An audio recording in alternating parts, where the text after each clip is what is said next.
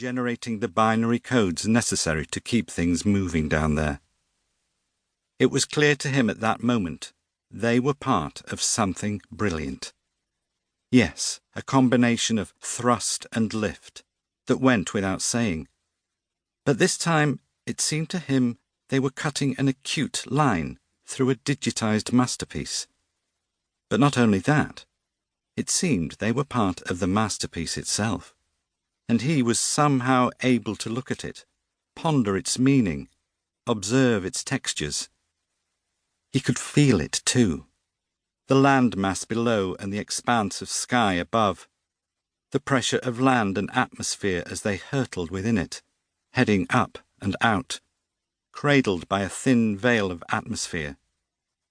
He wished he could capture the patterns below somehow, to record these events, to digitize them himself. But every time he attempted to film it, nothing seemed to look right when he watched it back. Everything looked normal, the lens unable to absorb everything that was happening down there.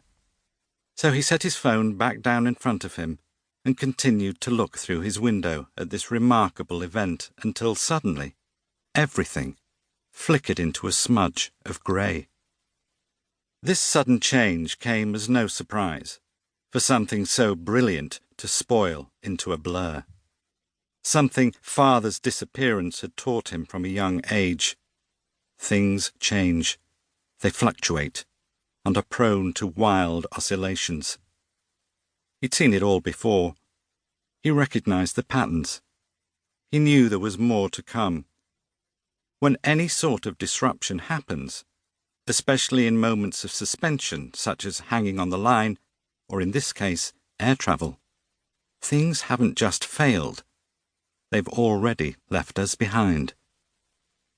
He didn't like to think about it too much, but it was all filtered down to him via father, even if LJ didn't like to admit it.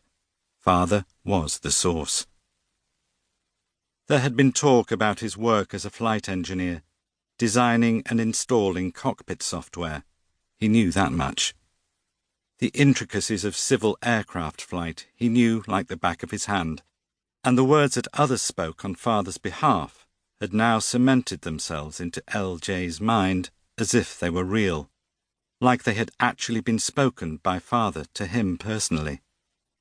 As much as LJ knew there had been no father-son chats in his life, like his school friends had had the pleasure of experiencing, there was still something inside of him, a ghost of an idea that these words that had filtered through to him over the years were actually meant for him. Sent to him by father the engineer himself, the maker of things, the master of rational, clear thinking, cut through with crystal precision. In his disappearance, father was always close at hand. When LJ next looked out of his window, the aircraft hitting slight turbulence just before it entered the cloud bank, the view had changed. Now he could just about see the expanse of industrialized wasteland around the airport at Newark below. He was confused. It was as if the event he'd just witnessed over Manhattan hadn't happened at all, like it was a momentary hallucination, a pulse bleep in his brain, or like he had been stuck in time, hanging up there above that familiar grid pattern, just floating, a speck of elementary technology, a mere dust mote caught above the grand scheme of things below. He felt, as he did mostly in times like this, that things had been rewound, fast-forwarded to a new scene, a new clip or random footage, whatever. In fact, they must have circled fully to the right, heading upwards, travelling out in the opposite direction from which they had taken off. Numerous lines of pylons, structures he both feared and admired, eked along the national grid through Lyndhurst, Secaucus and the rest of New Jersey like a slow train. Their charged parallel lines followed the grey terrain, a fizzing line of skeletal towers, vanishing into white. He would miss them. There had been no work in quite a while.